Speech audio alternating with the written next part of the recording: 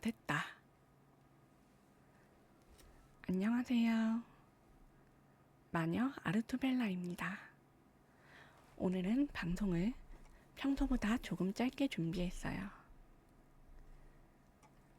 미술사 강의를 하려고 하는데 양이 너무 길어질까봐 생방송을 할 때 정도로 조금 짧게 잡았고 보완해서 자료를 조금 더 만들어서 유튜브에 올릴 예정입니다.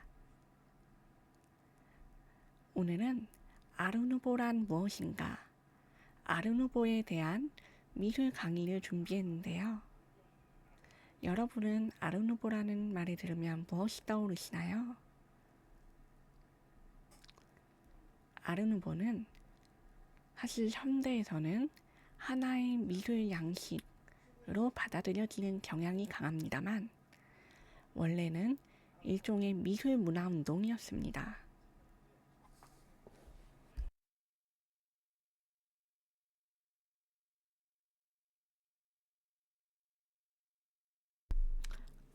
이 미술 문화 운동은 후에 정착을 해서 하나의 양식, 스타일이 되었죠. 그러면 이 아르누보에 대해 좀 더 자세히 알아보도록 하겠습니다. 아르누보란 사전적인 정의로는 1880년부터 1910년 사이에 일어난 예술 운동을 말합니다. 이 아르누보는 19세기 말 유럽의 사회 문화적인 배경 속에서 탄생을 했고, 안녕하세요. 다육화분님, 어서오세요. 목소리가 작게 들리나요? 조금 더 키워드리겠습니다.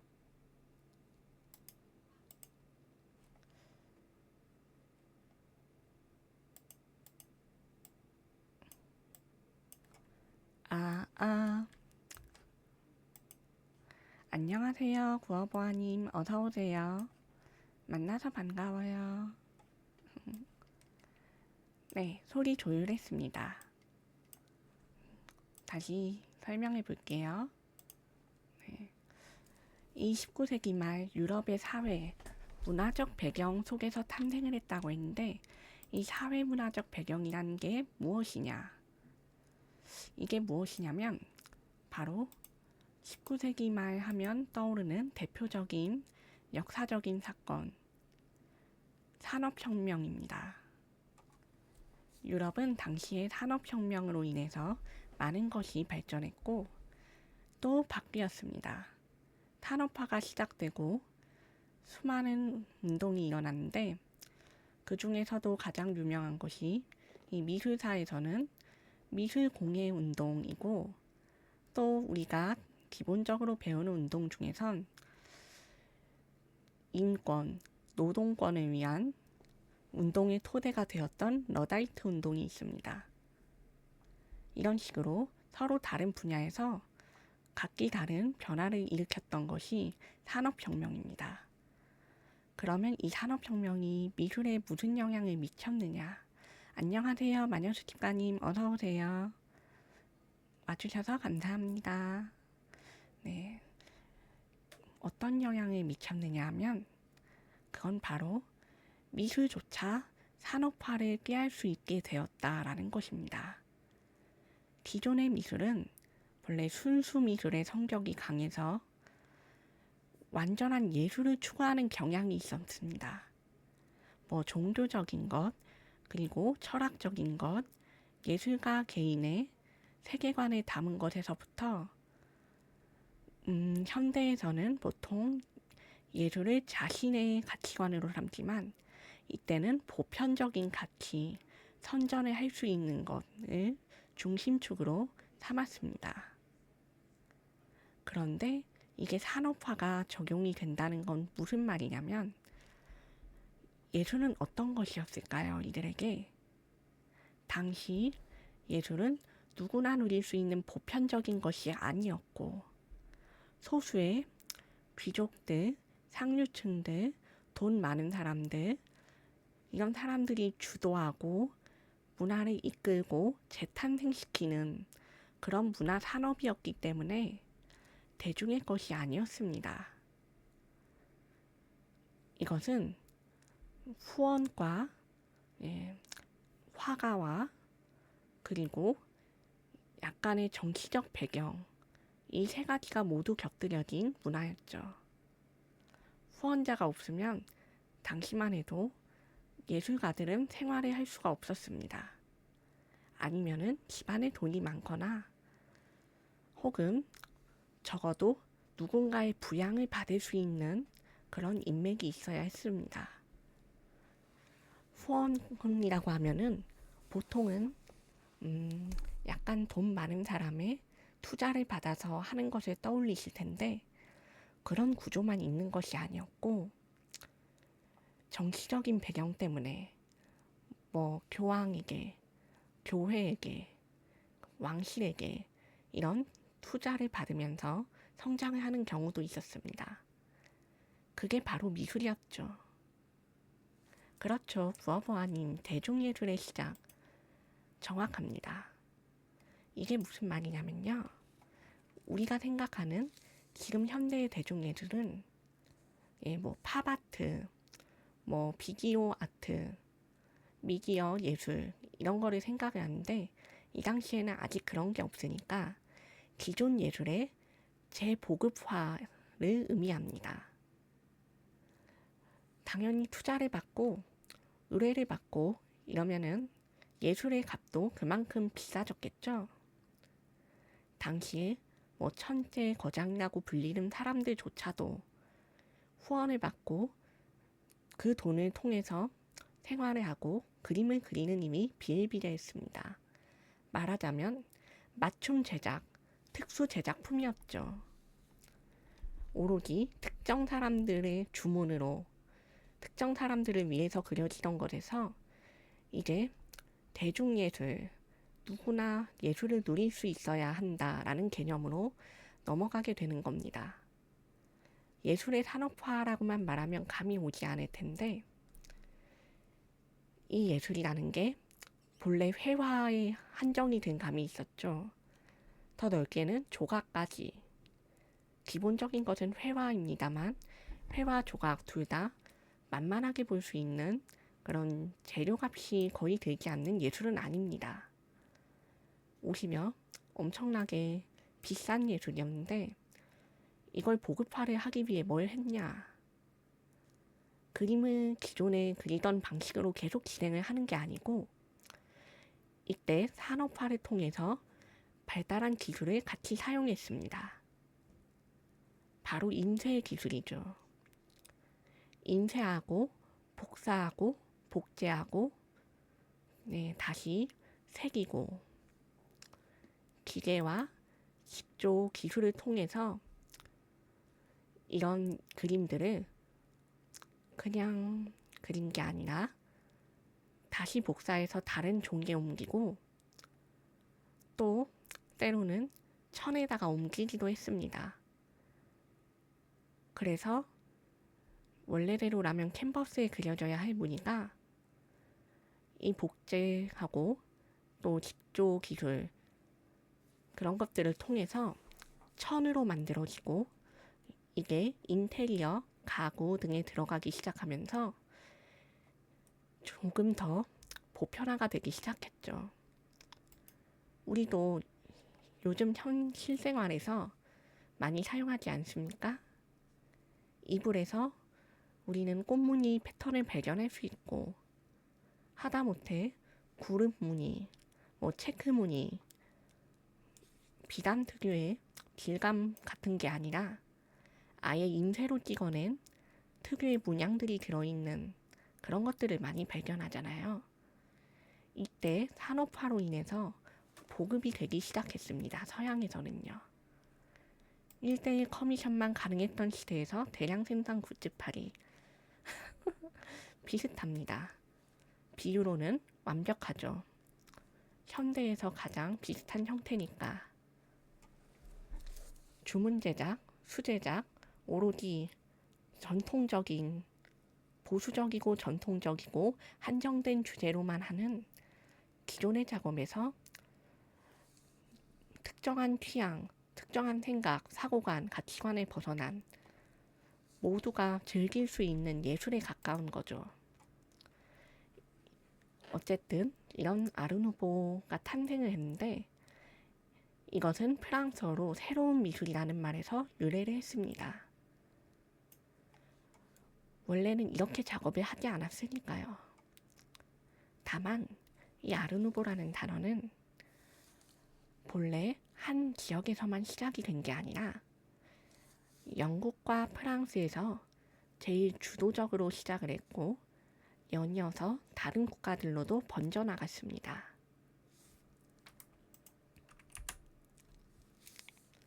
방금 말씀드린 것들과 연관이 있는 배경인데요. 네, 산업혁명 때는 빈부차가 심했다고 들었는데 그런 공급에 대한 수요가 발생을 했나요? 아주 좋은 질문입니다. 산업혁명 때는 빈부차가 심했지요.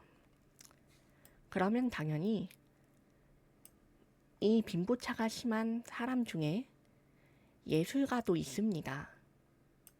기존에도 물론 예술가 사이에 빈부차도 심했어요. 우리가 아는 고흐와 고갱 이런 사람들이 솔직하게 엄청나게 풍요롭게 산 사람들은 아니에요. 그런데 동시에 아카데미를 다니고 귀족과 또 서민과의 커넥션을 할 수 있는 그런 장을 다니면서 작업을 하는 화가들도 분명히 있고 이때 부르주아 개념이 나오기 시작하면서 아예 서민 대상으로 옮겨가는 화가들도 있었어요. 산업혁명 때도 마찬가지입니다. 그러니까 기존의 예술가들은 이제 기존의 시장에서 벗어나서 아예 서민층, 평범한 사람들, 그런 사람들로 눈길을 돌렸는데 다만 차이가 있다면 고흐 고갱 예시를 제가 들었는데 그때에는 그런 수요가 많이 발생을 하지 않았어요. 그래서 당연히 예술가들도 생활이 어려웠습니다. 근데 산업혁명 때는 무슨 차이가 있냐면요. 바로 대량 생산이라는 차이가 있는 겁니다. 기존의 예술이라는 거는 소수가 누리는 거라고 했잖아요. 그러면 당연히 그 예술에 대한 동경을 가진 사람들도 있습니다. 이런 사람들이 이제 산업화가 되고 나니까 이거를 우리도 누리고 싶어 하는 사람들도 발생을 하고요. 예술가들도 관점이 달라집니다. 그건 바로 윌리엄 모리스라는 사람을 대표적으로 예로 들 수 있는데 기존의 예술가뿐만 아니라 이제 공예가들, 수공예 하는 사람들 있죠. 수공예 하는 사람들도 이제 예술가 분야에 들어가잖아요. 이 사람들이 뭘 만들었느냐? 사람들의 액세서리, 뭐 기존에 뭐 보석 이런 걸 엮어서 만드는 것뿐만 아니라 직물, 직조, 그리고 옷과 기존의 옷감, 그리고 팔찌, 장식, 여성들의 장신구에서 이제 남성들의 장식에도 옮겨가기 시작합니다. 빈부격차가 크다는 건 그만큼 돈에 대한 차이도 발생을 한다는 거거든요. 그러면 어떻겠어요?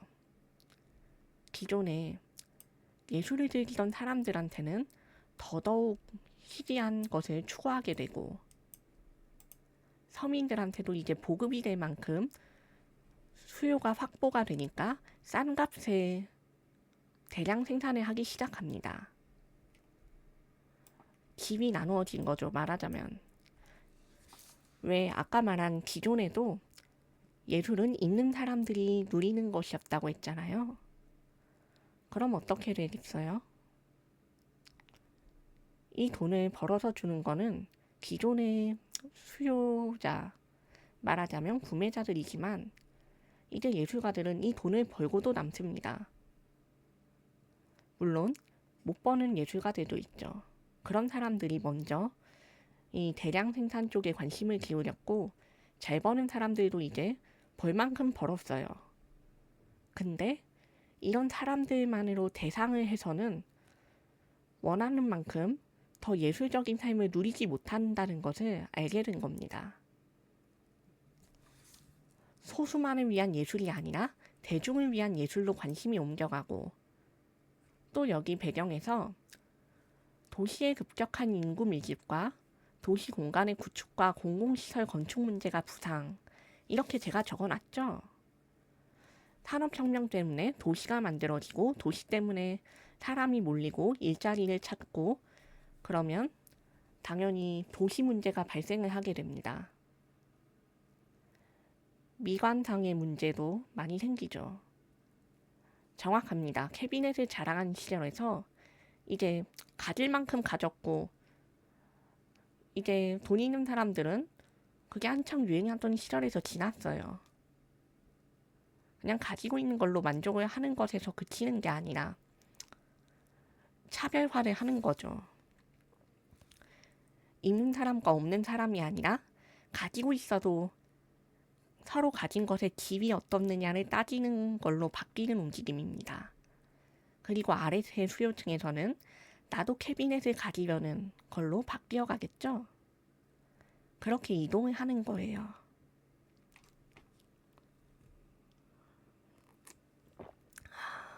그리고 아까 말한 도시공간 구축과 공공시설 건축 문제, 도시의 문제, 위생, 그리고 사람들을 수용하는 공간의 한계에 따른 문제 해결을 해야 되는데, 이제 여기서 더 이상 기존의 건축으로는 원하는 만큼의 유지를 못합니다. 똑같은 방식으로 계속 건축을 하려고 하니까 자연이 파괴되고요. 이제 또 기계적인 산업 문화에 대해서 비판이 나오기 시작합니다. 무슨 말이냐? 이때까지 산업화가 본격적으로 안 됐을 땐 모두들 자연적인 환경에서 살았어요. 아무리 도시여도 저기 나무 열 몇 그루쯤은 있고, 길을 걷다 보면 들판이 나오고 밭이 나오고 이런 시절에서 살았다는 겁니다. 그러면 당연히 기존의 자연에서 살던 사람들은 산업화에 적응을 하는 사람도 있지만 거부감을 느끼는 사람들도 속출을 하기 시작합니다. 아, 뭔가 이상한데? 이건 아닌 것 같은데? 하고요. 또 이제 돈이 있으니까, 그러면 이제 돈이 있는데 왜 계속 이 짓을 반복해야 하지? 왜 자연을 파괴하고, 왜 벌만큼 벌었는데도 끝없이 계속 도시를 만들고 또 기계를 들이고 노동자가 들어오고 이런 것을 반복을 해야 하나? 이런 회의감이 생깁니다. 비슷해요. 아저씨들 귀농하고 싶어하는, 약간 여유가 생겼으니까 삶의 여유가 생기고 이제 돈이 생기고 시장이 생기면은 나의 영역에 대한 관심도 높아지는 거죠. 그래서 이때 인권 문제에 대한 대두가 시작이 됐다고 했잖아요.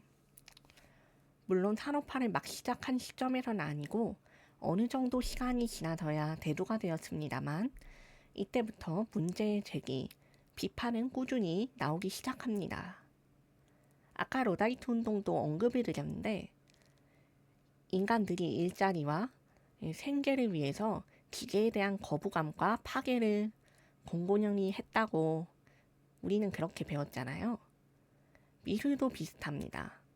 다만 이 거부감을 예술적으로 표현을 했어요.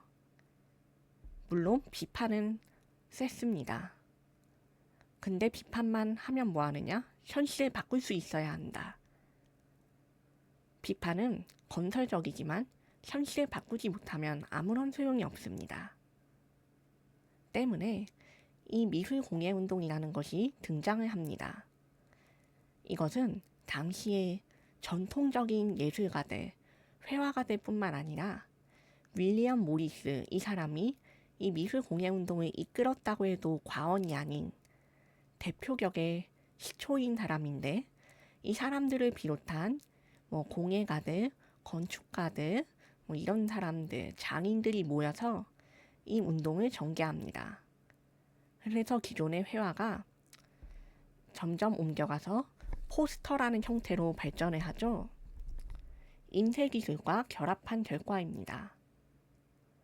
복제, 복사, 그리고 예전에 있었던 판화 기술처럼 이때의 인쇄 기술은 단순히 인쇄하는 게 아니라 좀 투박했습니다. 지금처럼 발전하지 않았죠. 그래서 이 사람들은 무엇을 했냐? 회화를 단순히 옮겨서 복사하는 것뿐만이 아니라 인쇄 기술을 통해서 약간의 변형을 가하기도 했습니다. 일부러요. 그리고 이 포스터를 통해서 그림을 실제 사람 크기로 만들기도 하고, 지금까지는 그림이 그렇게 거대하게 크지 못했거든요. 기껏해야 벽화, 성당에 그려진 성화, 이런 것들이 그나마 생각할 수 있는 큰 그림이지, 기본적으로 그림을 건다라고 말할 때 이렇게 크게 할 수 있는 그런 크기는 아니었습니다. 그런데 포스터라는 게 보급이 되면서 큰 그림을 싼 값에 이렇게 걸어 놓을 수 있게 된 거죠. 요즘의 현수막을 생각하면 될 거예요. 근데 이 현수막 앞에도 또 등신대를 놓지 않습니까? 이것도 인쇄 기술의 발전 결과입니다. 그리고 이 포스터를 통해서 당시에 공연을 홍보를 했어요.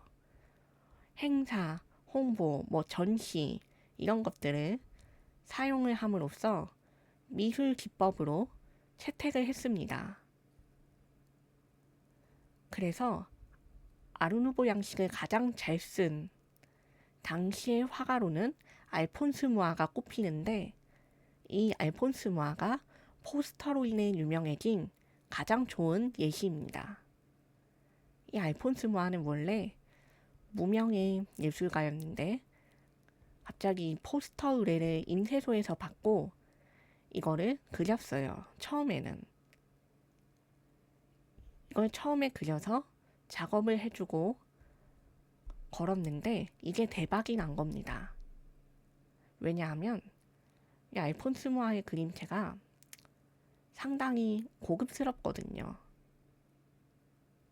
그런데 이 고급스러운 그림이 보편화가 안 되었던 상황에서 포스터를 통해서 이렇게 널리 알려질 수 있도록 하는 바람에, 심지어 이거는 연극 홍보 포스터였어요.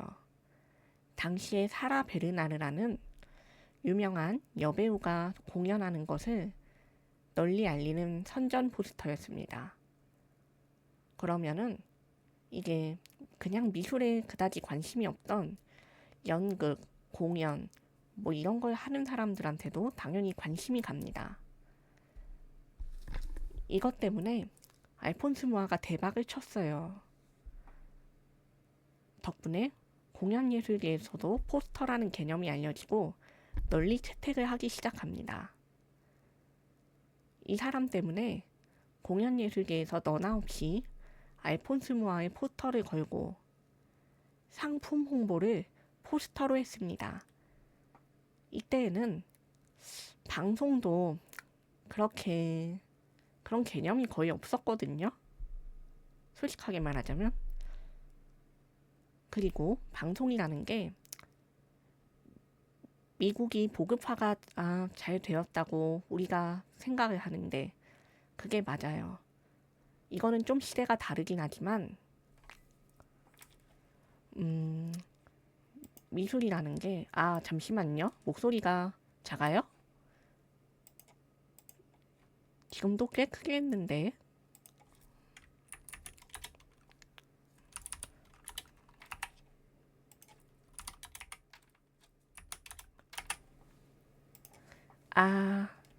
자, 지금 좀 더 키워봤어요.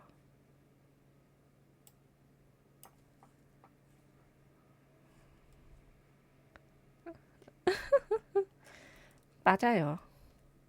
먹고 살려고 한 건데 다른 분야의 예술을 탄생시켜버린 거죠. 여기서 더 커지면 좀 소리가 크지 않나 싶은데. 네, 좀 더 키웠어요. 아예 진짜 키우면은 마이크에서 약간 음질이 안 좋아질까봐 바꿨거든요. 아, 지금은 어떻습니까? 네. 제 마이크가 ASMR이라서 좀 더 작게 들리나 봐요. 다행이네요. 어쨌든 이 포스터를 통해서 아르누보 양식의 대중화가 좀 더 됩니다. 그리고 조형예술, 건축, 종합예술도 나왔다고 했는데 아까 전에 언급한 윌리엄 모리스라는 사람이 이것을 진행을 했습니다. 미술 공예 운동을 이끌었다고 했잖아요. 그러면 어떻게 하느냐? 혼자 할 수 있는 건 아니니까 당대의 다른 예술가들과 협업을 합니다. 그래서 아예 그룹을 이루어서 이거를 선전을 하기도 하고 후대의 예술가를 키우기도 해요. 그런데 이렇게만 하는 게 아니고 아까 말했잖아요. 산업화라고. 직접 회사를 차려서 이 미술을 보급하는 것을 시도합니다. 이게 어떻게 가능했냐면 당시 영국에는 높은 물가와 빈곤과 실업과 범죄가 사회적 문제로 대두되었고 노동자의 불만이 쌓여갔다. 이게 우리가 배우는 보통 산업혁명의 명제거든요. 참고로 이 윌리엄 모리스는 영국을 배경으로 전개를 했습니다. 운동을. 그런데 이 사회적 현황에 대한 비관적 시각을 보통 사람들만 가지고 있었겠어요? 아니에요. 예술가들도 가지고 있었고 당시의 철학자들도 가지고 있었습니다. 그러니까 이 윌리엄 모리스는 이런 것에 대한 비판을 제기하면서 책을 쓰고 연설도 하고 평론도 합니다. 예술평론으로부터 시작을 해서 이 19세기의 불행은 기계로 하여금 우리가 하인이 아니라 주인으로 행세하도록 허용했기 때문에 일어난 결과라고 비판을 합니다. 그러니까 산업화에 대한 무조건적인 반대는 하지 않았지만 기계를 잘 다뤄야지 역으로 사람을 지배하도록 하기 때문에 지금 이 사단이 난 것이다 라는 비판을 했어요. 그래서 이렇게 비판을 하면서 미술평론으로 하니까 당연히 당대의 철학자들이 반응을 합니다. 이 반응이 어떤 반응이냐면 당대의 러스킨이라는 사람도 있거든요. 이 러스킨이라는 사람은 윌리엄 모리스의 비판을 통해서 특정 사회의 건축과 예술은 그 사회의 문화를 대변한다는 그런 믿음이 생겨나게 됐습니다. 서로 교류를 하고 이렇게 철학을 정립을 한 거죠. 자신의 가치관을 토대로 사회 변혁에 대한 요구를 시작합니다. 그리고 이 윌리엄 모리스는 산업화에 대한 맹렬한 비판을 했던 이유 중 하나가 기존의 노동을 숭고하게 여겼어요. 무슨 말이냐? 우리가 아는 19세기 공장에서 일하는 어린애들 하루 종일 인권도 못 챙기고 고된 노동을 하는 그리고 다치면은 얄짤없이 끌려가는 이런 환경의 노동이 아니고 때 되면 일을 하고 농사를 짓고 식물을 키우고 관리하고 물건을 만들고 스스로가 스스로의 필요를 위해서 노동하는 이런 개념의 노동에 대해서 숭고하다고 보았습니다. 그렇기 때문에 이 인간이 할 수 있는 노동이라는 것을 이 노동의 즐거움과 또 뜻, 부여된 의미를 기계가 뺏어간다고 생각을 했어요. 근데 사실 사람이 그렇잖아요. 이 노동이 필요한 것도 하지만 이제 사람이 그냥 먹고 살려고만 노동을 하는 건 아니거든요. 자기 만족을 위해서 다른 사람들이 보기에는 쓸데없다고 하는 그런 일들도 하는 게 인간입니다. 그러면 어떻게 되겠느냐? 이 사람의 노동에는 생산성도 들어가 있는 거예요. 옷을 만들고 이러는 게 자기가 입을 옷 때문이기도 하지만 당연히 이왕 만들 거라면 더 좋은 걸 추구하게 되는 게 인간이 아니겠습니까? 더 좋은 품질, 더 좋은 것, 그리고 내가 쓸 때 아름답고 예쁜 것, 그게 노동과 또 직결이 되죠. 그래서 이 미와 노동의 즐거움이 연계가 됩니다. 모리스는 이거를 등가적인 관계라고 보았던 거예요. 근데 이 산업 자본주의가 나오기 시작하니까 산업혁명이 시작되고 자본주의가 팽배하고 그러면은 이 산업 자본주의란 곧 예술을 타락시키는 원흉이다 라는 생각이 들게 됩니다. 기존의 노동의 숭고함에 대한 이거를 침해했으니까요. 근데 또 완전히 옛날의 예술성만 추구한 건 아니라서 다만 이런 배경이 있었다라고 생각을 하시면 되고, 기존의 노동에 대한 가치와 인간의 예술성에 대한 숭상을 하는 거는 맞습니다. 근데 이제 기계화, 산업화, 자본주의화 되면은 기존의 즐거움을 인간이 누리지 못한다고 본 거예요. 왜?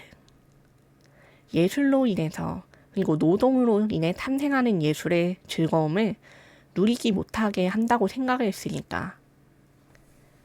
그래서 이거를 비판을 하는 동시에 다른 철학자들하고 그리고 극소수의 예술가들하고 교류를 하면서 이것을 작품을 보여주기를 시작합니다.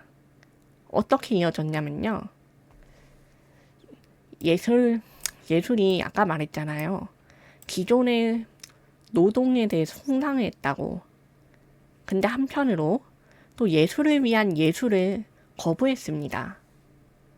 왜냐하면 이 사람이 원하던 건 필요와 노동 그리고 삶을 위한 예술이었지 예술을 위해서 또 예술을 한다가 아니었거든요. 말하자면 이게 무슨 뜻이냐. 즐겁기 위해서 예술을 해야 한다지 나는 예술을 하고 있다라는 가치관으로 예술을 하면 안 된다고 하는 겁니다.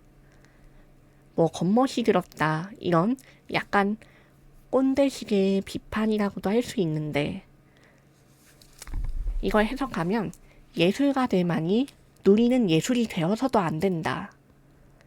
산업화의 예술, 그러니까 자본주의적인 예술이 되어서는 안 되지만 그렇다고 소수가 누리는 예술이 되어서도 안 된다. 기존의 상류층들 그리고 그들에게 선택받은 예술가들만이 가지고 있는 그런 사람들이 공유하는 언어, 사고관, 가치관, 배경을 가지고 그것을 통해 이루어진 작품은 단지 그걸 이해할 수 있는 문화적 배경을 가진 극소수의 사람들만이 이해를 할 수 있다. 그런데 그 이해를 할 수 있는 사람들도 극소수이며 동일한 배경에서도 이해를 못하는 사람들이 있기 때문에 그런 사람들은 심지어 예술이 무엇인지 이해를 하지도 못하면서 이해를 받은 척, 감동받은 척 한다라고 비판을 한 겁니다.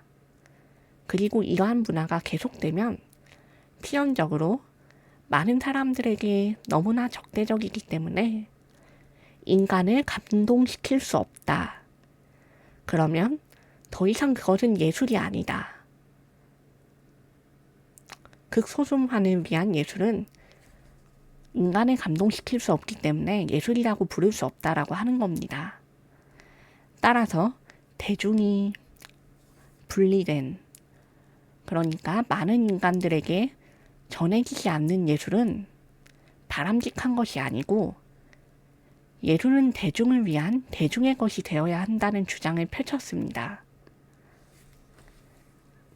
그래서 예술이 대중의 것이 될 때 모두가 공유할 수 있게 되면 그것이 바로 예술이라는 거죠.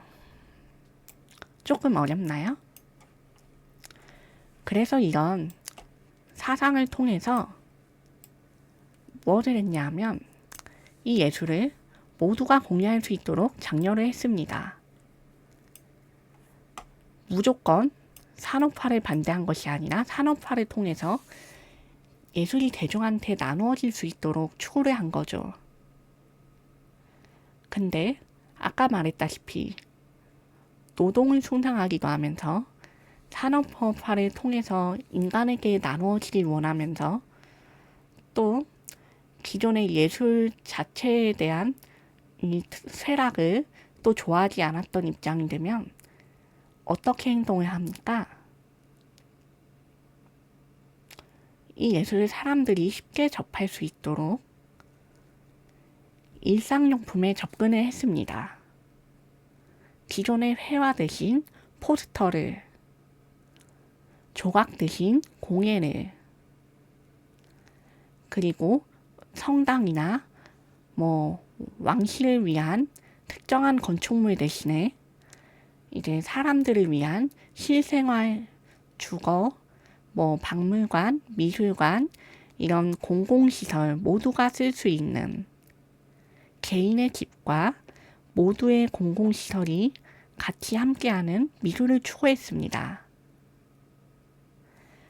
그래서 이 수공예를 통해서는 일상용품의 미적기를 향상시킬 수 있는 것이라고 생각을 했고, 그런데 이 과정에서 기존의 수공예는 값이 좀 비쌌죠.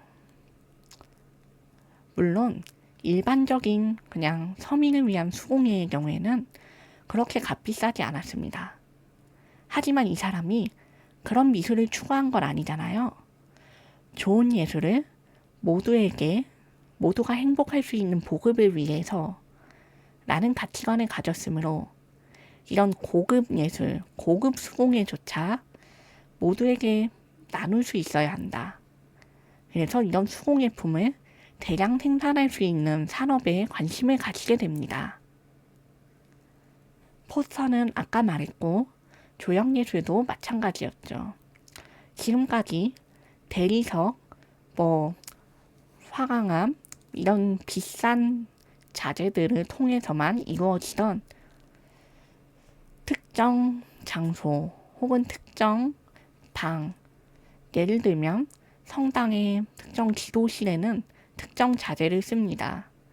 이런 식의 당대의 지침을 버리고 반드시 써야 할 값비싸고 좋은 재료를 버리고 모두가 쓸 수 있는 재료를 사용합니다.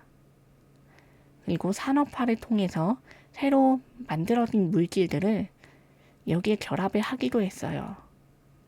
그래서 이 조형예술이 단순히 유럽에 당시 좀 많았던 돈이 좀 있다고 하면 이제 벽돌집, 그리고 그냥 나무로 만들어진 집, 그리고 아예 비싸면은 아까 말했던 대리석 이런 것들을 통해서 만들어지는 것이 아니라 이것들을 다 아우를 수 있는 혹은 여기서 벗어난 신재료를 통해서 조형예술을 합니다. 그래서 이 집에 그냥 집이 아니라 장식품이 결합이 돼요. 그러면 뭐가 되느냐? 인테리어가 먼저 들어가는데 인테리어이자 조형예술로 가장 손꼽을 수 있는 것은 당시의 계단하고 미끄럼틀을 결합을 해놓기도 하고요. 또 특정 공간을 섬유, 유리로 만들기도 합니다. 이 유리로 만든 공간에서 딱히 생활할 수 있는 건 아니긴 한데 이것의 경우에는 예술 작품을 위한 공간으로 만들기도 했고 또 모두가 같이 생활할 수 있는 공동 하우스의 개념도 만들어서 이 공동 하우스에서 예술가들이 실제로 직접 살면서 작업을 할 수 있도록 구조화를 했습니다. 그리고 인테리어로는 우리는 지금 현대에서 형광등, 배열등, 전구를 사용합니다. 이때에는 19세기쯤이니까 샹들리에 같은 천장에 매달린 구조물들을 아예 바꿔버리기도 했죠. 이런 식으로 서로 일상에서 사용하는 것들에 미술적 관점을 통해서 접근을 했고요. 이렇게 아르누보 양식이 점점 발전을 합니다. 그리고 아까 말한 프린트 기술뿐만 아니라 기존의 카페트, 서양 생활에서 우리가 많이 볼 수 있는데, 물론 이게 서양 고유만의 것은 아니고 다른 나라에서 들여온 것들이 더 많습니다. 그런데 그 특유의 무늬 같은 거는 아무래도 당시에는 손기술이 더 많았겠죠. 이런 것들을 아예 보급화를 합니다. 좀 더 싼 값에 대량 생산할 수 있도록 기계를 사용해서 사람이 손으로 짜던 것을 기계가 짤 수 있도록 해버리는 거죠. 그래서 이런 장식물들, 바닥에 깔 수 있는 것들하고 천들이 보급이 됩니다.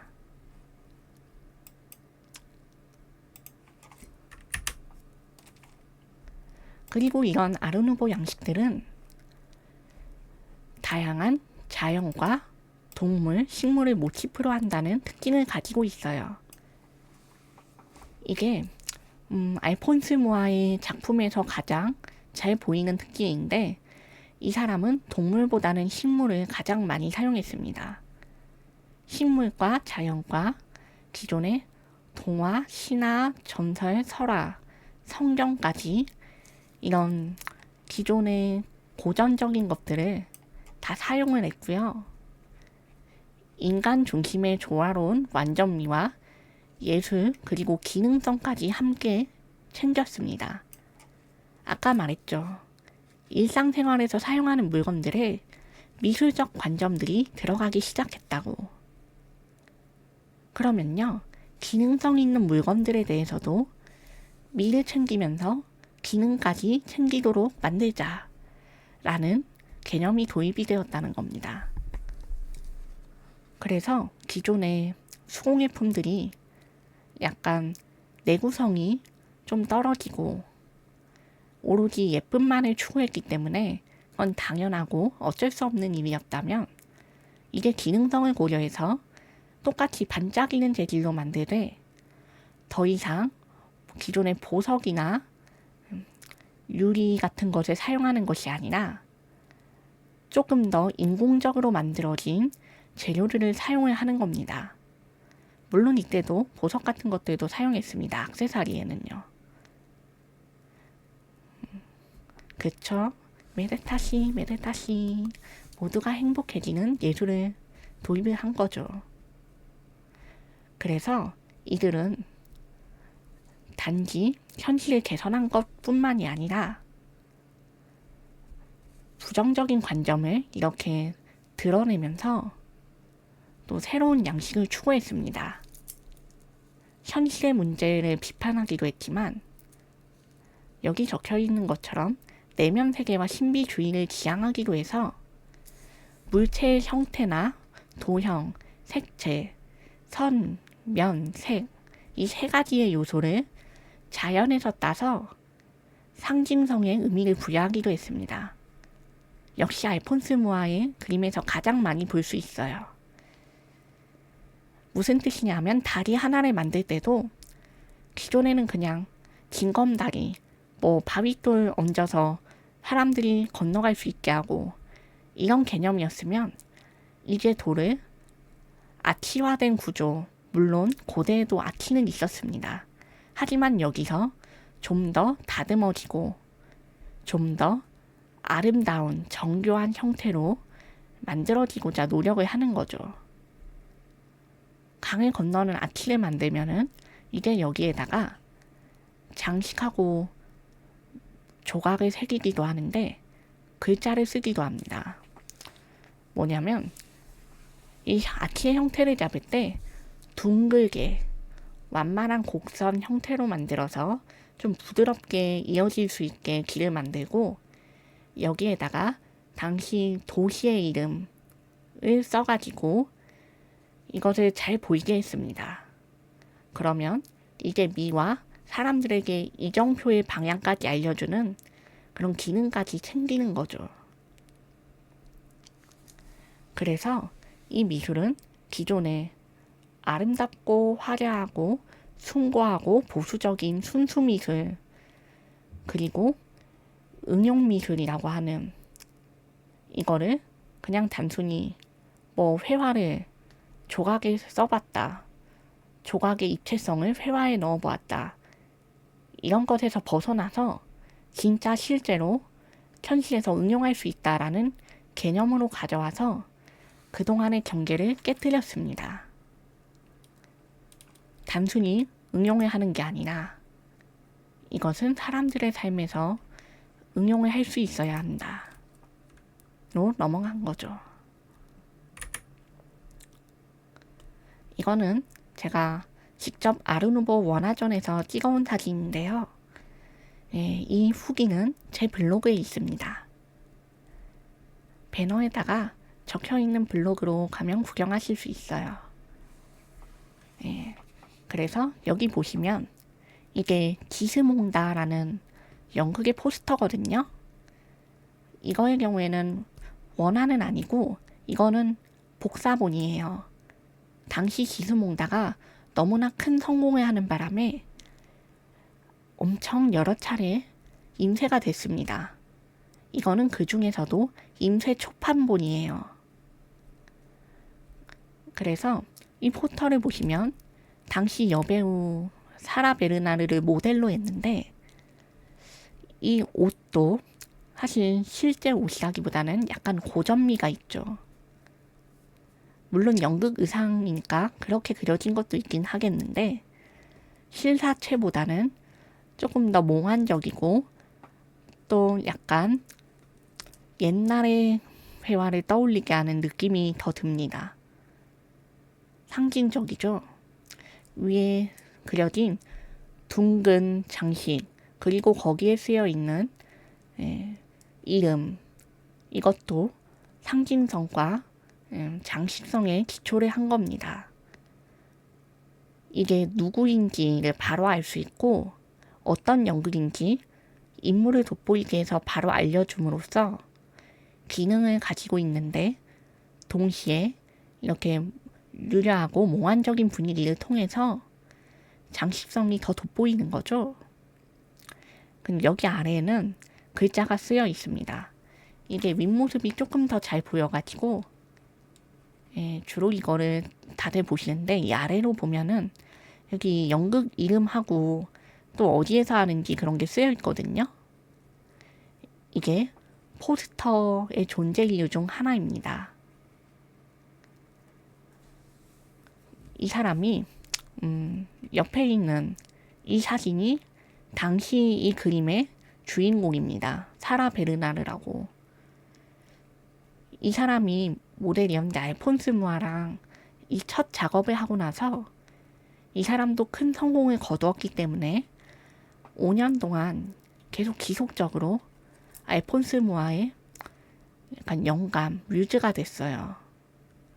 그래서 사라 베르나르가 공연하는 포스터들은 검색해보면은 다 알폰스 무아가 직접 그렸던 기록이 있습니다.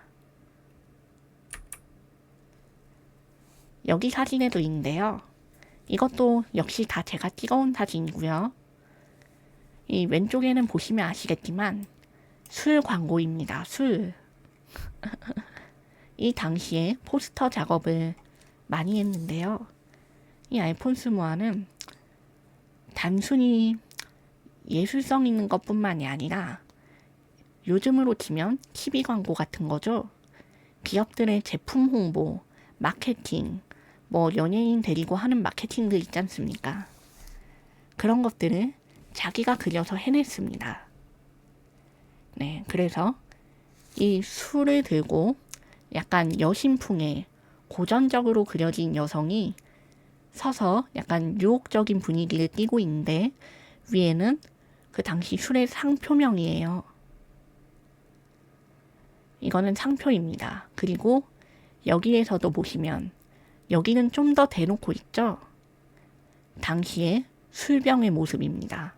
너무 자연스러워서 이걸 사실 광고 포스터라고 생각을 못할 수도 있는데 광고입니다. 돈 받고 하는 거예요.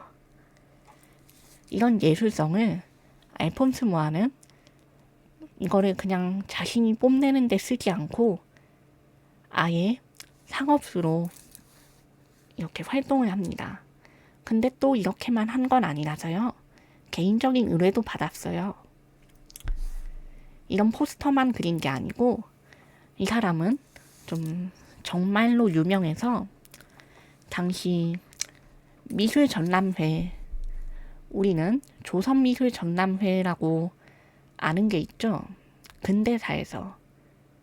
근데 당시에 이 세계사에서는 아예 뭐라고 해야 할까, 좀 축약해서 요약을 하면 이제 유럽들이 앞다투어 자신의 문화를 홍보하기 위해서 전시를 했습니다.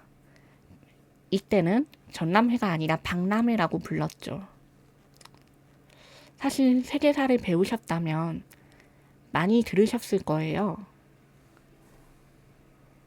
이 박람회에서 뭘 했느냐 하면 당대 자기들의 문화, 건축, 그런 장식들을 이렇게 일부 전시장에 옮겨서 전시를 하는 것 뿐만 아니라 이걸로 아예 여러 나라들이 한데 모여서 문화별로 공유를 하는 그런 홍보 역할도 했습니다.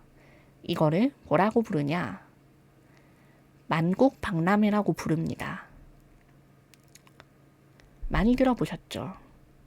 예, 우리나라 근대사에서도 만국 박람회가 나오는데 이 조선 전람회나 조선 서화 전람회, 그러니까 이런 것들은 좀 나중에 나오잖아요. 그거는 1900 몇십 년대의 일이기 때문이고 이 만국 박람회는 당시 우리나라의 근대기 때 말하자면 대한제국의 통사라고 해야 할까, 외교관 역할을 하던 이들이 이제 조선의 힘, 말하자면 대한제국의 힘을 키우기 위해서, 그리고 세상을 넓게 보기 위해서 이 세계를 돌아다니면서 공부를 해야 했거든요. 이때 이 박람회에 대한 것들을 접했습니다. 참고로 이 만국 박람회는 일본도 나중에 참여를 합니다. 원래 유럽들이 이렇게 앞다투어서 전시를 하던 거였는데 일본도 여기에 나중에 참여를 했어요. 그래서 이 존재를 알게 된 거죠. 어쨌든 그건 좀 후의 일이고, 하여간 이 만국 박람회를 통해서 이 전시는 사람들에게 관광과 그리고 수입과 그리고 예술에 대한 선전을 알렸습니다. 이거는 프랑스 파리에서 제일 먼저 열렸고요. 뒤이어 다른 나라들도 이거를 했는데 사실 프랑스가 제일 성공을 거뒀다고 할 수 있습니다. 왜냐하면 그때 당시 열기가 대단해가지고 이 알폰스 모아가 이 박람회 포스터를 맡기로 했거든요. 여기 제가 PPT에는 안 넣었는데 블로그에 보면 아마 있을 겁니다. 만국 박람회 선전 포스터를 그린 알폰스 모아의 그림이 있습니다. 하여간 그런 식으로 상업성뿐만 아니라 아예 국가적인 단위의 프로젝트와 이제 공공기관 그리고 기업 이런 요청 러브콜을 하도 많이 받아서 알폰스 모아는 정말 유명했고요. 세계적으로 알아주는 작가였습니다. 근데 이 사람의 업적 중 하나가 뭐냐면 단순히 이렇게 성공해서 잘 먹고 잘 살지 않았어요. 이 사람은 뭘 했냐면요. 자기가 그리는 방법, 어떻게 이런 그림체를 이뤘고, 무엇을 보면서 공부했고, 어떻게 이런 기법, 색채, 조형들이 나왔는지 그 비법을 책으로 써서 공개를 해버립니다. 직접요. 이것들은 아주 잘 팔려서 작가들한테 기침서가 되었고 아카데미의 교재로 쓰이기도 했어요. 교과서가 된 거예요. 그래가지고 이 알폰스 모아가 이 쓴 책이 나중에 매물이 없어서 구할 수도 없었고 이쯤 되니까 나중에는 그냥 알폰스 모아를 직접 초빙을 합니다. 그래서 알폰스 모아가 학생들을 가르쳤어요. 직접. 제자 뭐 그런 개념이 아니고 학교에서 학생들을 가르치는 선생으로서의 역할을 했습니다. 그쵸. 단순한 작품 공급뿐만 아니라 이제 공급하다 보니까 거장까지 된 거죠. 그리고 이 사람은 조국에 대한 애국심도 투철해가지고 당시 이 사람이 체코 사람이거든요. 조국을 위해서 이제 체코의 축제, 행사, 그리고 중요한 종교, 뭐라고 해야 될까, 교회 같은 데까지 포함해서 전부 다 작업을 했습니다. 그런데 그냥 작업했냐? 아니요. 무료로 했어요. 자신의 조국에게는 이걸 무료로 해줬습니다. 그래서 이 사람의 작품을 많이 볼 수 있어요. 체코에 가면. 체코슬로바키아였나 성당에 가면요. 이 사람의 작품이 지금도 남아있거든요. 직접 볼 수 있습니다. 그쵸. 보통은 공짜로는 작업을 잘 안 해줄 텐데 이 사람은 조국을 위해서라면서 아끼지 않았어요. 그런 작업들을. 그리고 아까 말했던 유명한 설화, 신화, 전설 이런 것도 다 다뤘다고 했는데 러시아 설화도 많이 다뤘습니다. 그래가지고 이 사람이 눈의 여왕, 이 눈의 여왕을 모티브로 한 작품도 있고요. 막 그리스 신화를 토대로 한, 그리고 제가 블로그에 올린 것들 보면요. 약간 파리스의 심판 아닌데 뭐라고 해야 되냐? 그 황금사과와 파리스, 이게 좀 더 요약에 맞네. 황금사과와 파리스도 달력으로 만들어서 배포를 했습니다. 예. 그쵸. 아무래도 좀 힘들게 살면 그쵸. 근데 아무래도 이 사람은 심지어 처음에는 무명이었고 더 놀라운 건요. 이 사람은 부잣집 출신도 아니었어요. 시골에서 원래 애가 있는 사별남과 재혼한 어머니와 아버지 사이에서 태어난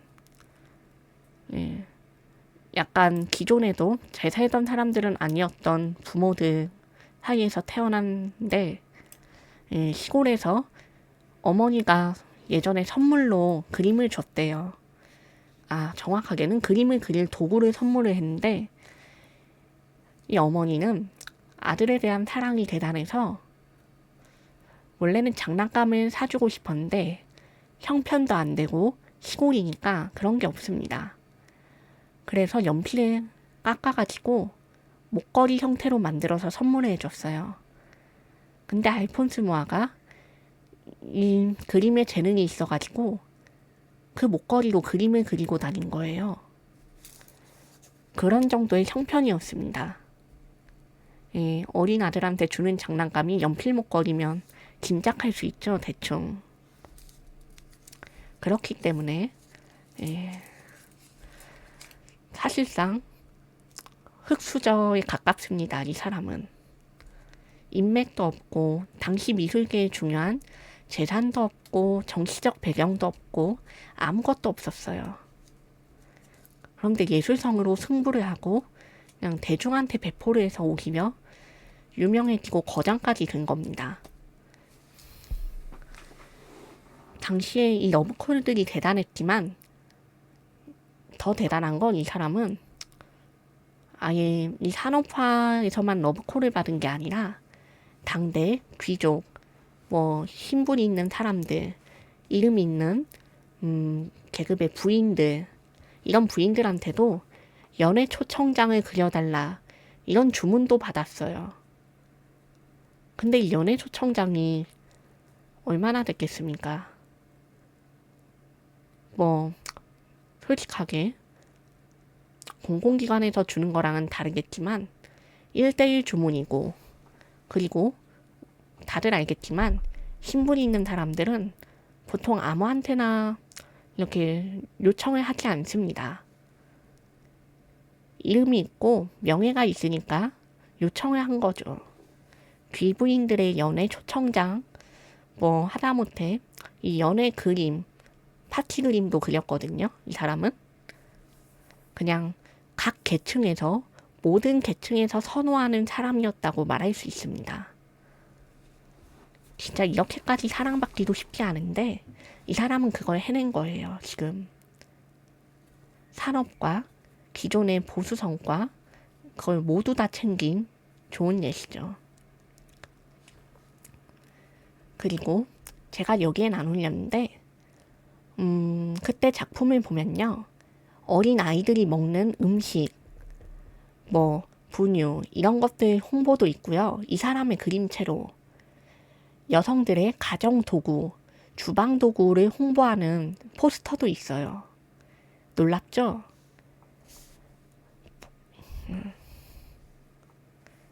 그쵸? 심지어는 이 사람은 남성들보다 여성들을 더 많이 그렸습니다. 그림도 보면 알겠지만 지금 다 여성이거든요. 남성은 잘 그리지 않았는데 그린 경우에는 자신을 믿고 후원해준 사람들, 지지해준 사람들, 친구들, 그리고 자기가 직접 연극 같은 데서 본 서민층들, 이런 사람들이었습니다. 돈 주고 요구하는 남성들을 거의 그리지 않았어요.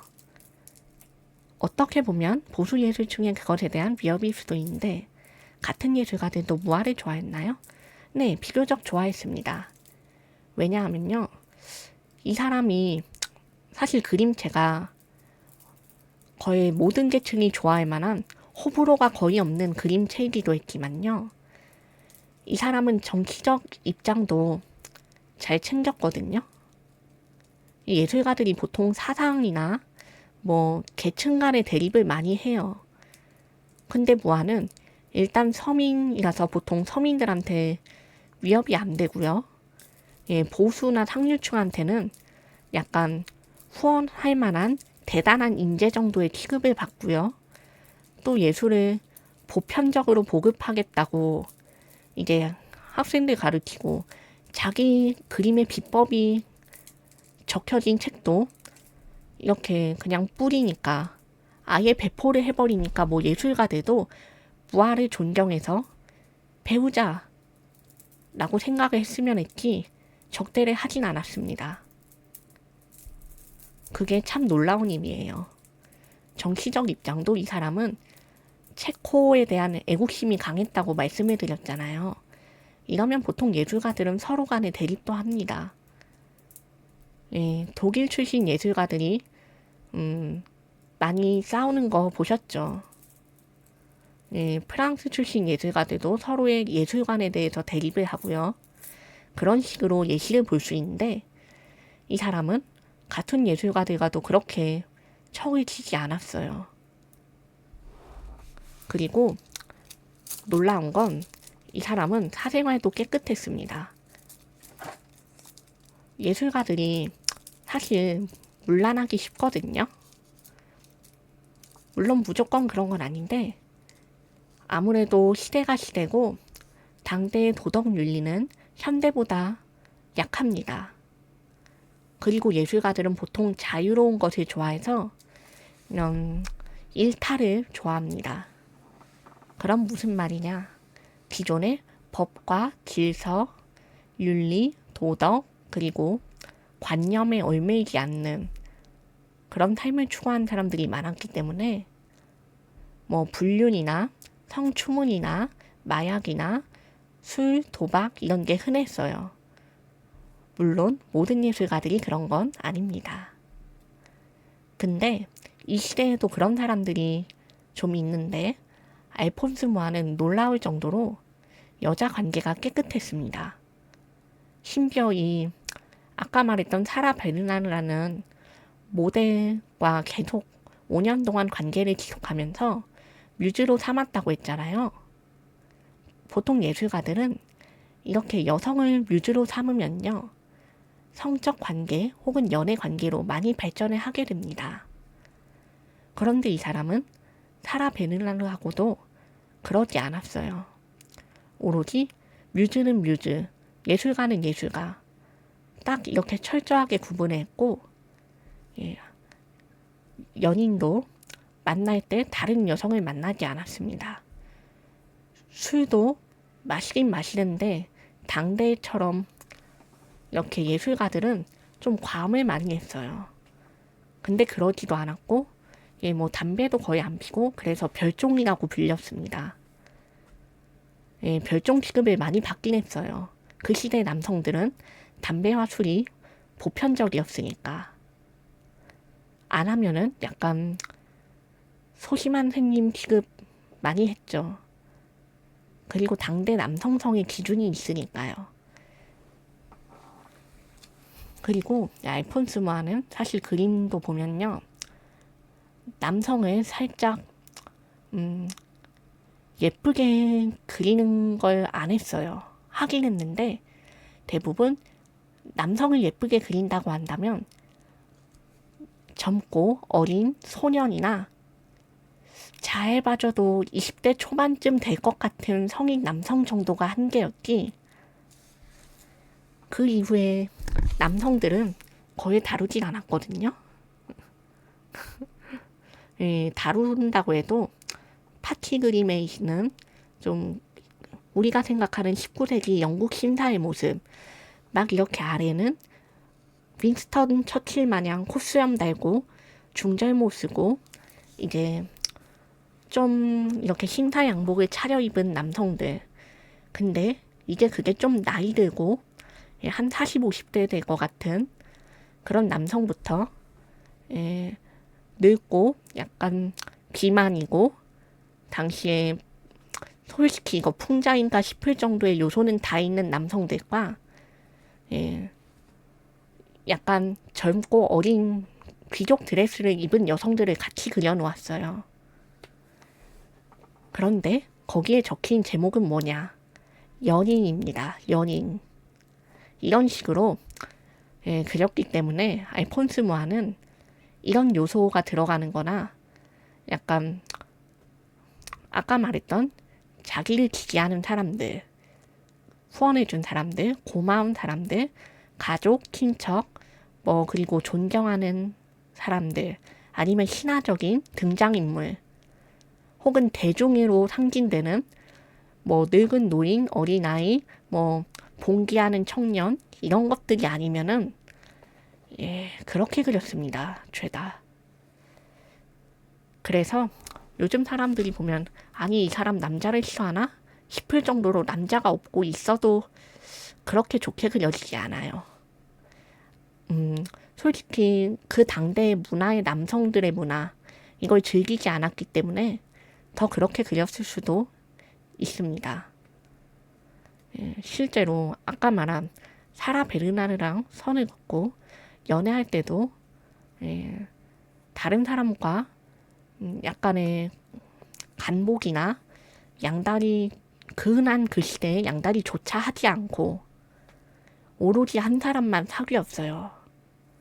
화가들 사이에서 흔한 이 여자랑 만났다가 저 여자랑 만났다가 하지도 않고 잠자리도 안 하고 정말 충실했습니다. 심지어 결혼하고 나서도 가정에 헌신적이었어요. 그래서 아내가 있고 자식들이 있는데 이 자식들이 알폰스 무아를 굉장히 좋아했습니다. 존경하고 믿고 따랐어요. 인간이 참되니까 그런 거겠죠. 개인적인 생각이지만 가정에서 아버지가 좋은 모습을 보여주면 자식들도 다 아버지를 좋아하게 되어 있습니다. 그런 모습에 좋은 가정의 대표적인 사례예요. 솔직히 이렇게까지 깨끗한 화가 거의 없거든요. 그런 점에서 알폰스 무아는 당대의 거장으로서도 한 아버지로서도 사회적 인간으로서도 모두 굉장히 호평을 받는 사람들이었다. 이게 이 원화전에 가면요. 마지막에는 알폰스 무아가 가족들이랑 찍은 사진이 있거든요. 근데 이 사진에서도 되게 보통의 가족들이랑 좀 다르게 찍어놨어요. 자신이 직접 가족을 찍어주기도 하고요.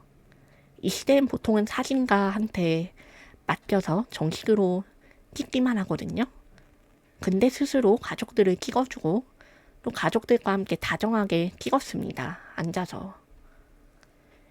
이 시대는 그러기 쉽지 않아요. 심지어 남성이 직접 찍어준다? 뭐 생각할 수가 없는 거죠. 이런 일은 사진 관련으로 업계에서 일을 하는 사람이 아니라면 그럴 수가 없어요. 사진기를 드는 것조차 흔하지 않았는데 이걸 직접 다뤄서 배워서 할 생각을 한 거니까. 물론 이 시기에는 산업혁명과 또 기술 발전 때문에 점점 사진을 하나의 예술로서 받아들이고 미술의 기법으로 사용할 수 있는 걸 깨달은 화가들이 나올 시기라는 것을 인지를 해야 합니다. 하지만 그걸 감안해도 굉장히 당대에서 특이한 사람이었죠. 그리고 이런 아르누보 양식은 이 알폰스 무아 한 명이 전 세계에 퍼뜨렸다고 해도 과언이 아니라서 이 알폰스 무아의 양식은 그냥 아르누보라고 불리기도 하는데 따로 알폰스 무아 양식이라고 이렇게 사람들이 부르기도 합니다. 왜냐하면 아르누보란 원래 알폰스 무아의 그림 하나만 통칭하는 게 아니거든요. 아까 말했다시피 여러 예술가들, 공예가들, 회화가들, 건축가들, 종합적인 걸 하는 사람들이 모여서 다 한 거기 때문에 다를 수밖에 없어요. 근데 이 알폰스 무아가 아르누보 양식을 차용을 해서 자신은 아르누보 양식을 썼다고 정의를 하면서 알렸기 때문에 이게 크게 퍼진 거예요. 그래서 많이 혼용이 되곤 하죠. 그리고 이거는 당시에 자포니즘에도 영향을 줬습니다. 우리가 아는 오늘날의 일본 애니메이션, 망가라고 불리는 그림체 있죠. 만화 그림체에도 영향을 준 게 바로 이 알폰스 무아입니다. 왜냐하면 아까 말했잖아요. 만국박람회에 일본도 참여를 했다고. 그러면 어떻게 됐습니까? 일본도 서양 화가들의 영향을 받는다. 교류하는 만큼. 또 이 알폰스 무아도 그 일본의 영향을 반대로 받기도 했습니다. 아까 말한 자포니즘도 당연히 영향을 받고 우키요의 영향을 받았습니다. 맞아요. 정답입니다. 가스시카 호쿠사이. 호쿠사이의 가장 유명한 우키요의 중 하나가 가나가와 해변의 높은 파도 아래인데 이런 양식을 아르누보 양식과 함께 써서 영향을 받았습니다. 알폰스 무아가. 그리고 이 자포니즘이라는 게 사실 서양이 이 역으로 일본의 영향을 받기도 했던 게 클로드 모네라는 유명한 화가가 있거든요. 그 클로드 모네라는 이 화가가 그린 작품에도 일본 여인이라는 그림이 있습니다. 혹은 기모노를 입은 카미루라고 불리죠. 일본과도 교류가 되기 시작하면서 서양은 당시에 이 일본의 전통, 풍습, 옷, 그리고 미술 작품들에 많은 감명을 받았습니다. 그래서 이 우키요에가 당시의 화가들에게 영향을 주고 이 일본 특유의 연극, 그리고 이 판화가 점점 서양 화가들에게 미술적 양식에 영감을 주기 시작합니다. 심지어 빈센트 반 고흐 아시죠? 우리가 아는 고흐도 일본풍 오이란 게이샤 에이센의 모장 이런 게 있어요. 예, 판화를 흉내를 낸 겁니다. 그런 식으로 당대 일본의 영향이 컸고요. 따라서 이거에 자연스럽게 부하도 영향을 받을 수밖에 없었습니다. 그리고 역으로 그걸 통해서 발전을 하니까 이제 이 그림들을 보면 뭔가 생각나실 텐데 당대의 명화 그림에 영향을 받은 것도 보이죠? 우리가 아는 고전 그리스 이런 영향도 강하고 또 한편으로 약간 성화 특유의 표현력도 강하고 전부 다 섞었다고 봐도 무방하거든요. 약간 여신풍의 그림을 특히 잘 그렸습니다. 이 사람은. 근데 이게 가능한 건요. 단순히 한 가지만 공부한 게 아니라 여러 형식을 다 공부했기 때문이에요. 그리고 만국박람회 포스터를 여기다가 안 올렸는데 이 사람이 좀 오컬트 그리고 당대 신비주의의 영향을 받아서 그런 그림들을 그리기도 했어요. 그리고 이 사람은 단순히 오컬트의 영향을 받은 정도가 아니라 황금 새벽회의 영향을 또 받았기 때문에 오컬트의 사실상 정수라고 말할 수 있는 그런 황금 새벽회의 영향도 받았기 때문에 더 그런 요소가 강합니다. 사실상 19세기의 특징이죠. 모든 게 다 섞인 그러면서 독자적인 화풍을 창조해낸 겁니다. 그리고 아까 말했다시피 이 일본의 만가 화풍에 많은 영향을 줬다고 했는데 이 만가 화풍, 특히 미소녀체, 아름다움, 관능이라는 것을 이 알폰스 모아가 많은 영향을 줬습니다. 여기는 좀 더 나이 든 여성을 그렸는데 이 알폰스 모아는 소녀의 그림도 잘 그렸거든요. 아까 말한 러시아의 눈의 여왕 점설을 모티프로 한 그림도 소녀를 그렸습니다. 예, 그런 식으로 미의 기준을 사실상 재창조하다시피 했기 때문에 아르누보의 그림이 유명해질 수 있었습니다. 현대에도 일러스트레이터들, 만화가들, 삽화가들, 그리고 우리가 록판이라고 부르는 로맨스 판타지 장르에도 많이 보이죠. 이 아르누보 양식에.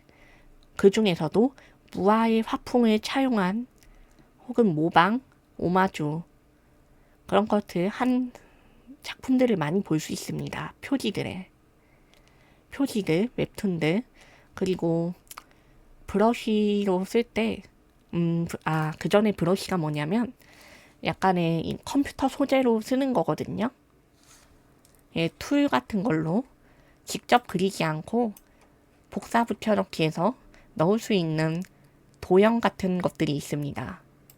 예를 들면 이 뒤에 알폰스 모아가 그린 이 포스터 뒤에 후광, 그리고 넝쿨과 꽃, 십자가들, 혹은 이런 웨이브진 머리까지 이런 것들을 정형화를 해서 툴로 만들어서 쓰고 있습니다. 현대에는. 엄청나게 많은 영향을 준 거죠. 당대, 근대, 현대에 아울러서 가장 많은 영향력을 가진 작가라고 봐도 무방합니다. 우리나라에서도 순정 만화를 보면은 알폰스 무아풍을 많이 찾을 수 있어요. 사실 화려하고 장식적이고 아름답다라고 하면 무조건 알폰스 무아가 언급이 된다고 보면 됩니다. 이번에 나온 도라에몽 극장판도 알폰스 무아가 나오죠. 일본화 그리고 서양화, 동양화들이 한꺼번에 그림으로 나오는데요. 거기서 알폰스 무아 그림이 등장을 합니다.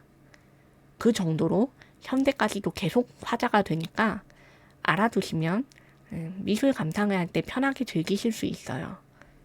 재밌죠? 그리고 이 무아는 여기 이 포스터들 보시면 아시겠지만 되게 여신풍, 뭐 신관풍, 여사제풍 이런 거를 되게 많이 그렸거든요. 그쵸? 재밌죠? 감사합니다.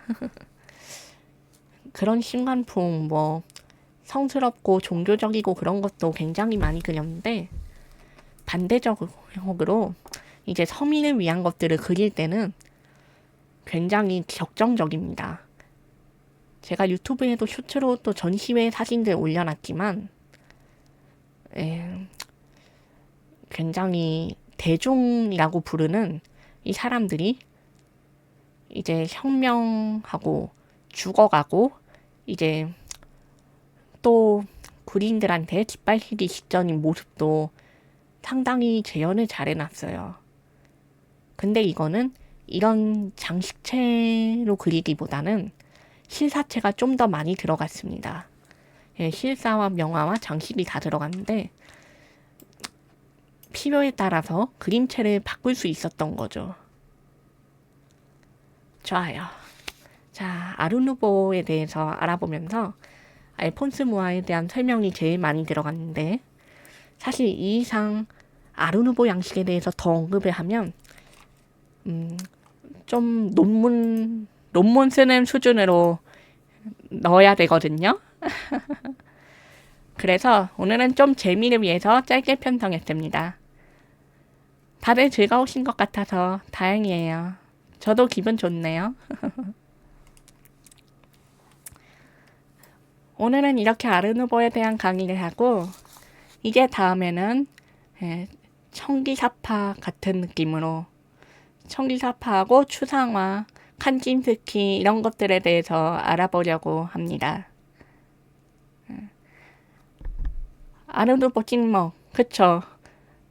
사실 여기서 조금 더 보완해서 영상으로 따로 아예 수업으로 올리면요. 그런 버전하고 이제 오늘 수업 영상도 보고 싶어하는 분들이 계실 것 같아서 생방송 버전하고 둘 다 올리겠습니다. 그쵸, 미술사도 상당히 재미있어요. 예술하고 역사가 결합되면 상당히 많은 것들이 우리의 생활에 함께 있다는 것을 알 수 있게 됩니다. 저도 재밌었어요. 다들 즐겁게 들어주셔서 설명하기 좋았어요. 자, 이제 5시 20분인데 원래 1시간 정도 하니까 궁금하신 게 있으신가요? 끝내기 전에 질문을 좀 받아보고 마치겠습니다.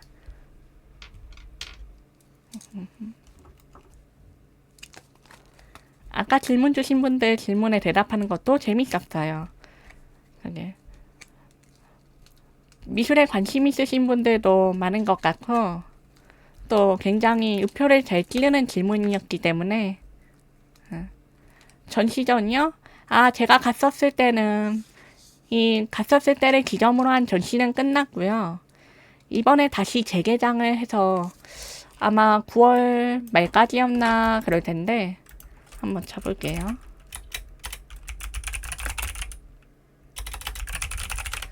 제가 이게 다시 열리는 거를 또 소개를 했거든요. 어디 있냐. 그래서 트위터로 올려놨는데 따로 전시 소개를 할 때는 원래 정식으로 홍보글을 올리는데 이번에 짧게 이미 갔었던 거기 때문에 짧게 언급하고 지나가 버려서 제가 방송에서도 말을 안 했어요. 여기 있네요. 9월 5일부터 12월 7일까지 서울 강서구 마곡동 마이아트 뮤지엄 원그로브점에서 다시 열립니다. 12월 7일까지니까 시간이 넉넉하니까 괜찮아요. 이번 기회에 또 보러 가시고 제가 이거를 다시 리트윗 해놓을게요. 트위터에서 이런 것들을 제가 알려드리고 있거든요. 끌어올렸으니까 이거를 참고하시면 될 거예요.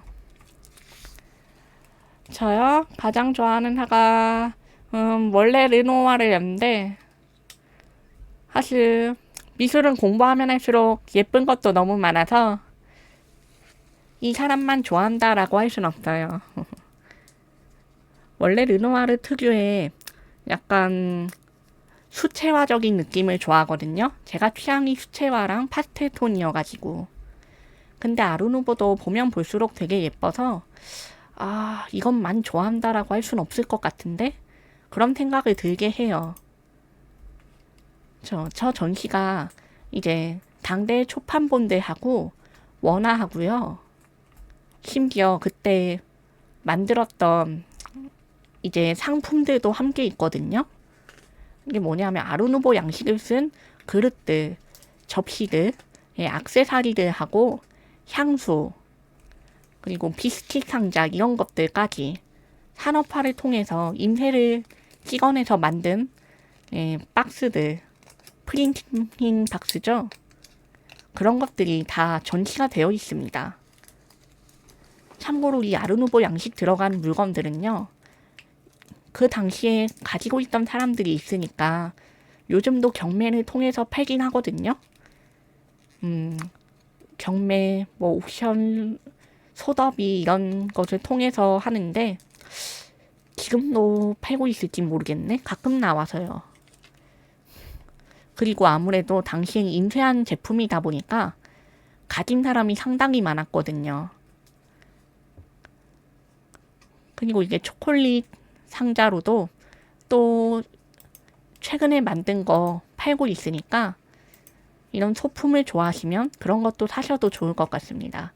제가 저번에 이 아르누보전 기념품 샵에서 초콜릿을 사서 찍었었어요. 그래서 트위터에 올렸었는데 좀 비싸요. 한 2만 원이었나 그쯤 했던 것 같은데 초콜릿 치고는 좀 가격이 나가죠. 그냥 약간 굿즈 산다고 생각하고 산 거라서 관심 있으시면 그런 것도 한번 보시면 좋을 것 같습니다. 대중과 멀어지는 가격. 그건 그래요. 기념품인데 본래는 대량 생산이었던 것 같은데 소품은 대량 생산의 가격이 아닌 현대에서 오히려 더 비싸진 그런 게 있죠. 슬프네요. 그리고 굳이 역사에 관심이 없어도 이 사람이 그린 것 중에 연극, 성경 배경 연극이긴 한데 예수님 그린 것도 있고 진짜 별의별 거 다 그렸거든요. 뮤즈를 그린 것도 있고 이제 프라체코 자기 조국의 모습 그리고 아까 말했던 눈의 여왕뿐만 아니라 성당의 원화 성당에 그려놓은 이제 스테인드 글라스 도안도 있어요. 원화전이라서. 아까 말했던 체코 성당에 이 사람의 작품이 있다고 했잖아요. 그거를 뜯어올 순 없으니까 재현품으로 비슷하게 만들어서 전시를 같이 해놨습니다. 그리고 그건 옆에 진짜 원화인 도안도 같이 걸어놨어요. 뜯어올 순 없으니까 스테인드 글라스만 제작해오기.